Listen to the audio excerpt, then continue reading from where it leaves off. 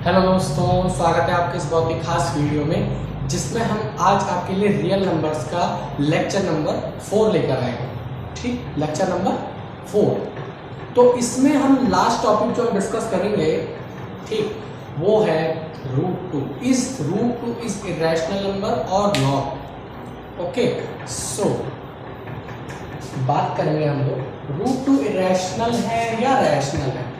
सबसे पहली बात, जैसा कि मैंने आप लोगों को बताया था कि अगर आप अब तक आपने जो रैशनल नंबर की कंडीशन पढ़ी थी, रैशनल नंबर की कंडीशन क्या होती है कि P/Q की फॉर्म में होना चाहिए और जहां पे Q डजंट इक्वल टू 0, ये होनी चाहिए रैशनल नंबर की कंडीशन। तो इस कंडीशन को अगर कोई फॉलो करता है तो वो रैशनल नंबर है। सो इस हिसाब से √2/1 को भी रैशनल होना चाहिए कि नहीं होना चाहिए। लेकिन अब हम लोग रैशनल नंबर में एक कंडीशन और पढ़ेंगे। एक कंडीशन और क्या? जैसे √2 को अगर हम लोग सिंप्लीफाई करेंगे तो 1.41 और समथिंग इन्फिनिटी तक ये जाएगा, यानी कि ये टर्मिनेट। अब मैं ये नहीं कह सकता इन्फिनिटी तक जाएगा, कहीं ना कहीं टर्मिनेट जरूर हो जाएगा, लेकिन 5 डेसिमल तक हम लोग लेते हैं। 10 डेसिमल ले लो यार, ये टर्मिनेट नहीं होगा, यानी कि इसको हम टर्मिनेटिंग नहीं मानते। यानी कि क्या है ये? Non terminating. पिछले वीडियो में हमने यही चीज पढ़ी थी, टर्मिनेटिंग और नॉन टर्मिनेटिंग। ठीक, ये चीज हमने पढ़ी थी। तो अगर आप लोगों को टर्मिनेटिंग पता है तो नॉन टर्मिनेटिंग पता, यानी कि ये डिवाइड नहीं होगा। अगर नॉन टर्मिनेटिंग है, दूसरी चीज नंबर रिपीट नहीं होगा, यानी कि नॉन रिपीटिंग है। ठीक, फॉर एग्जाम्पल 1 2 3 4 5 6 7 8 0। ठीक, उसके बाद ऐसा ना हो कि दोबारा से 1 आ जाए। 8 के बाद फिर मान लो 1 2 3 4 5 6 7, तो फिर से रिपीटिंग हो गया ना। इसके ऊपर मैं बार लगा दूंगा, फिर से रिपीटिंग हो गया ना ये चीज, तो इसलिए इसका मतलब है रिपीटिंग। और सेम अगर मैं यहां से 8 के बाद हटा के फिर से यहाँ पे 2 से स्टार्ट कर दूं, 4 5 6 इस तरीके से आने लग जाए, तो यानी कि ये नॉन रिपीटिंग है। 0 पॉइंट के बाद कुछ भी हो। ठीक, तो टर्मिनेटिंग और नॉन टर्मिनेटिंग और नॉन रिपीटिंग, ये भी आज से कंडीशन होगी इरेशनल नंबर की। ठीक, यानी कि वो रैशनल नहीं होगा। तो सेम आप लोग ये मत देखो कि उसके नीचे डिनोमिनेटर के नीचे क्या है, उससे आपको मतलब नहीं है। मतलब है कि वो टर्मिनेट हो रहा है। अगर टर्मिनेट हो रहा है तो नॉन रिपीटिंग का तो सवाल ही नहीं उठता। टर्मिनेट अगर नहीं हो रहा है तो दूसरी कंडीशन लागू होगी कि रिपीट हो रहा है कि नहीं हो रहा। रिपीट हो रहा है तो रैशनल होगा। ठीक, आओ चले देखते। तो अब हम लोगों को पता है कि √2 इरेशनल नंबर है। तो अब हमने इस चीज को प्रूफ करना है कि प्रूफ √2 बी इरेशनल नंबर। ठीक, √2 भी इरेशनल नंबर। ठीक, और प्रूफ करें। सो सबसे पहले आप लोगों को यहाँ पे प्रूफ लिख दो, या जो भी आपकी इच्छा हो। ऐसे लिखने के बाद सबसे पहले आप लोगों को लिखना है लेट √2 बी रैशनल नंबर। हाँ, rational number. Let √2 be rational number. अब हमने प्रूफ क्या करना है? इरेशनल, लेकिन हम लोग इसको क्या मान रहे हैं? रैशनल। अरे सर ये क्या कर रहे हो? प्रूफ हमने इरेशनल करना है, आप मान रैशनल रहे हो। ऐसे तो हम इसको भी इरेशनल मान लेंगे। अरे समझो पहले बात को, एक बार हम अजम्पशन ले रहे हैं, अपना एक थॉट रख रहे हैं कि अगर हमने इसको √2 माना है, मतलब अगर इसको मतलब रैशनल माना है, इसकी कंडीशन लागू होंगी। अगर इसमें वो कंडीशंस नहीं लागू होती तो अपने आप ऑब्वियस सी बात में रैशनल बैठेगा। आओ देखें। ठीक, सो अगर ये रैशनल नंबर हमारे तरफ से माना गया है, सो क्या मैं √2 को P/Q के इक्वल लिख सकता हूं? लिख सकते हैं भाई, क्यों नहीं लिख सकते? अब जब यार √2 है रैशनल नंबर, सो ये P/Q की फॉर्म में होगा, सीधी सी बात है। सो अब Q√2 बराबर हो गया P के। एक प्रॉब्लम नहीं? और आगे सो अब मैं इसको करूंगा स्क्वायरिंग बोथ साइड। या एक स्टेप रहेगा बच्चों, यहां पे इतना करने से पहले ये इतना कर दिया, एक स्टेप रहेगा, sorry √2 is equal to P upon Q। Where यहां पे कुछ कंडीशंस भी लागू होती है। जो P और Q है ये क्या है, where P and Q are positive integer and they are coprime number. ठीक, ये कंडीशंस के साथ ही हम लोग इसको मानेंगे। दे आर को प्राइम। जो P और Q हमने यहाँ पे माना है, आप चाहो तो कोई भी दो वेरिएबल मान सकते हो। ऐसा नहीं है कि P और Q ही मानो आप लोग कोई भी दो वेरिएबल्स को मान सकते हो। सो इंटीजर है पॉजिटिव, और दूसरी चीज, दूसरी कंडीशन क्या है, को प्राइम है। ठीक, और पॉजिटिव इंटीजर है, यानी कि ये दो कंडीशन लागू होती है अगर ये लोग रेशनल नंबर है। तो मैं आपको बता दूं कि को प्राइम ऐसे नंबर होते हैं जिनका 1 एक कॉमन फैक्टर होता है। को प्राइम नंबर वही होते हैं जिनका 1 एज अ कॉमन फैक्टर होता है। ठीक, यानी कि एक ही कॉमन फैक्टर होता है, बस दो कॉमन फैक्टर नहीं हो सकते। सो P और Q। सो अब मैं यहाँ पे, अब जैसे ये √2 is equal to P upon Q लिखा हुआ है, सो Q को अगर हम √2 से मल्टीप्लाई कर दें, सो ये हो जाएगा Q√2। सो ये हो जाएगा Q√2 बराबर हो जाएगा P के। Q√2 बराबर हो जाएगा P के। अरे छी Q, अरे यार फिर वही कांड। Q√2 ये किसके बराबर हो जाएगा, P के बराबर हो जाएगा। आई बात समझ में? और देखो उसके बाद अब करेंगे squaring both side. Both side square करने पे कोई प्रॉब्लम नहीं होती, जितना LHS में रहता है उतना ही RHS में रहता है। सो स्क्वायर करेंगे बोथ साइड, तो अरे यार क्या करूं मैं इसका, Q√2 का स्क्वायर बराबर हो जाएगा P का स्क्वायर।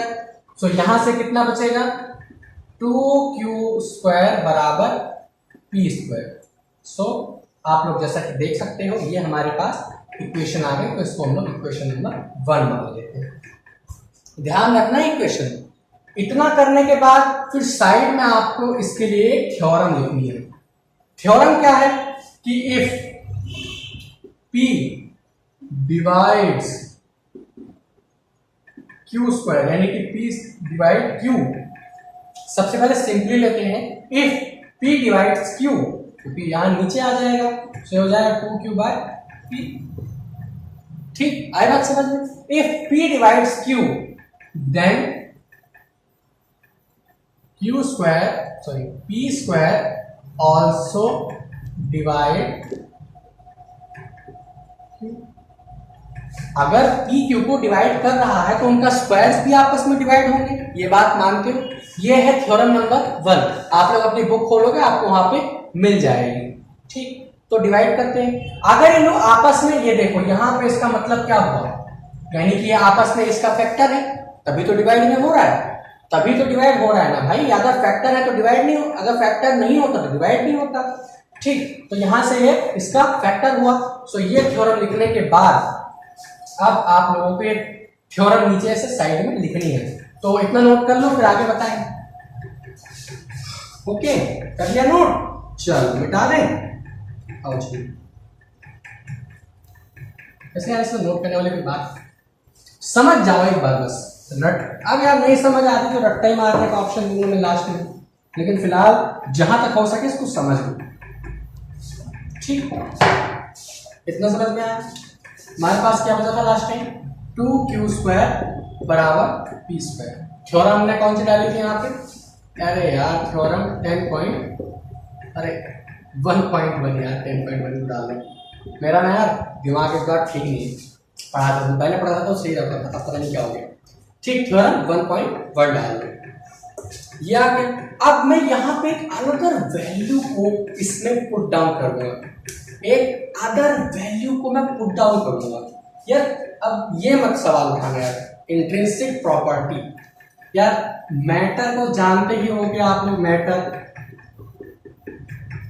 मैटर के पास चार्ज, मैटर की एक इंट्रिंसिक प्रॉपर्टी है चार्ज, जिसपे हम और डिस्कस नहीं कर सकते कि वो कहां से आया।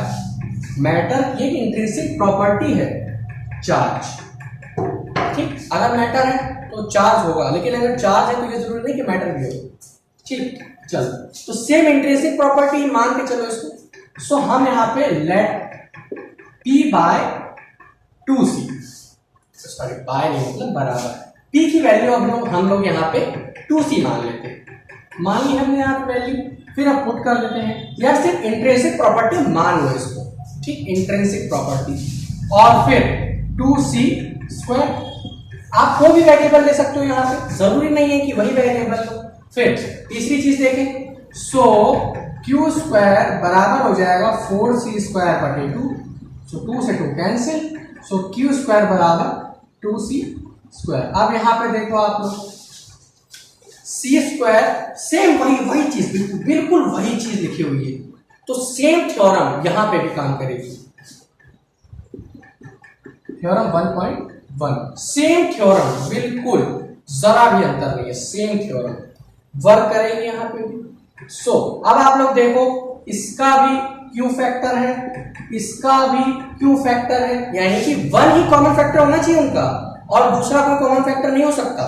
सो इसका 1 एक कॉमन फैक्टर पहले से ही था, इसका 1 का हर एक का ही होता है। लेकिन अब हमने यहाँ पे P का कॉमन फैक्टर Q को दिखा दिया, अभी दिखाया हमने सेम, फिर C का भी कॉमन फैक्टर Q को दिखा दिया, तो यानी कि यहाँ पे दो ऐसे नंबर है जिनका एक ही कॉमन फैक्टर है 1 के अलावा भी। सो कोप्राइम की डील क्या थी कि 1 एज अ कॉमन फैक्टर होना चाहिए बस, यानी कि जो 1 है बस वही कॉमन फैक्टर हो सकता है और दूसरा कोई कॉमन फैक्टर नहीं हो सकता है। तो यहाँ पे P का भी Q एक कॉमन, P और C का Q एक कॉमन फैक्टर है, तो यहाँ पे हमारी अजम्पशन होती है रॉन्ग। हमने क्या माना था, P अपॉन Q को क्या माना था हमने, कोप्राइम नंबर माना था जिनमें से इनकी एक के अलावा दूसरा कोई कॉमन फैक्टर नहीं होना चाहिए, जबकि हमने यहाँ पे दो ऐसे वेरिएबल्स निकाल लिए जिनका सेम कॉमन फैक्टर है, यानी कि जो हमारी अजम्पशन है। फिर ये इतना कंक्लूजन करने के बाद फिर लास्ट में आपको लिखना है, so our assumption is wrong, हमारी अजम्पशन रॉन्ग हो गई। हमने इनको क्या माना था, कोप्राइम, जबकि ये कोप्राइम है नहीं, और साथ ही साथ क्या माना था, रैशनल। सो रैशनल को इसके साथ हमने कनेक्ट कर दिया था, सो अगर ये कोप्राइम नहीं तो रैशनल भी नहीं। सो √2 इज इर्रेशनल नंबर। अब यार देखो, मैं चाहता तो 2 मिनट 3 मिनट में इस पूरी वीडियो को खत्म कर सकता था, ठीक, 3 मिनट में वीडियो खत्म हो जाएगी, मैं आपको सिर्फ और सिर्फ स्टेटमेंट चिपका देता तो आपको समझ में कुछ नहीं आता। अब आप लोग वही चीज देखोगे यार कि मतलब कौन कितने कम समय में पढ़ा रहा है, ये मत देखो, कौन क्या पढ़ा रहा है वो देखो, समझो बात, ठीक है। सो ये था सिंपल सा मेथड और बिल्कुल क्लियर समझाया मैंने, बिल्कुल क्लियर, ठीक। सो आई होप सो आप लोगों के बात समझ में आई होगी, ठीक है। तो ये था पूरा कंक्लूजन। आप चाहो तो एक बार वीडियो को दोबारा देख सकते हो, कम से कम 3-4 बार इनके स्टेटमेंट्स को पढ़ो, 3-4 बार इनके थ्योरम्स को पढ़ो, और सारा कुछ जब पढ़ लो उसके बाद ही कंक्लूजन लेना, ठीक है। आओ एक क्वेश्चन और करा दें इसी के ऊपर, एक क्वेश्चन और, बस इससे थोड़ा सा हटके होगा।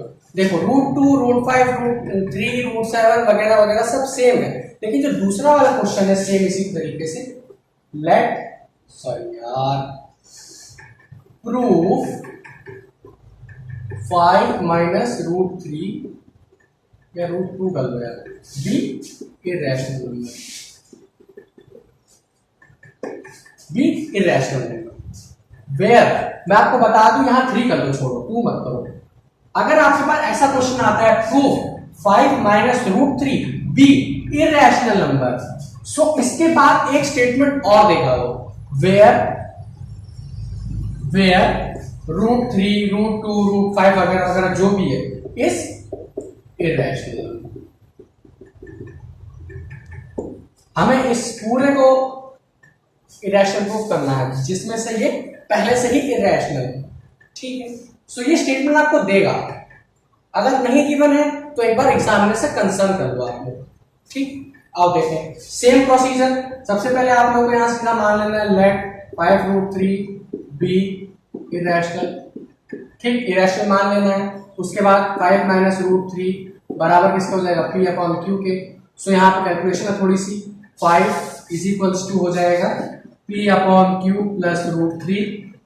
एलसीएम लिया यहाँ से हम लोगों ने, थोड़ा सीधा बना दो मैं, 5 माइनस रूट 3 बराबर हो गया P बटे क्यू के।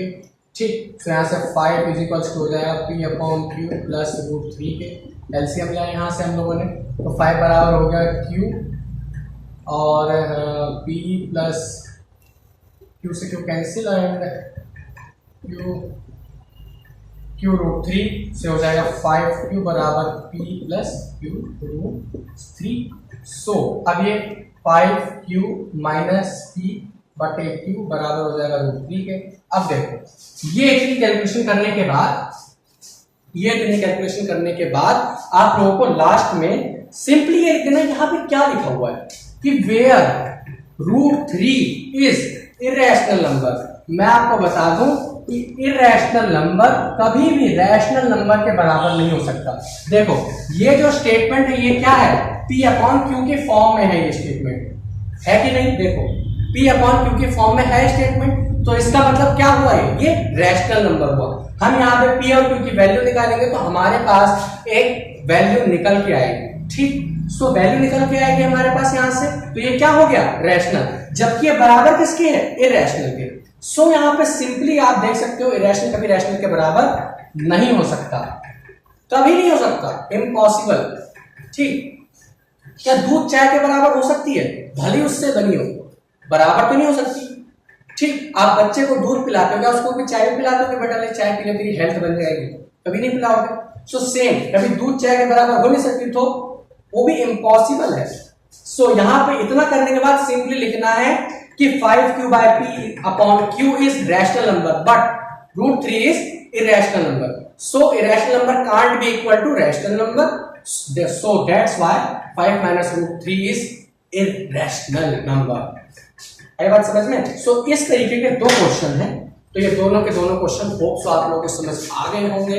अच्छे से इन्हें रिवाइज कीजिएगा, रटिएगा मत, रिवाइज कीजिए।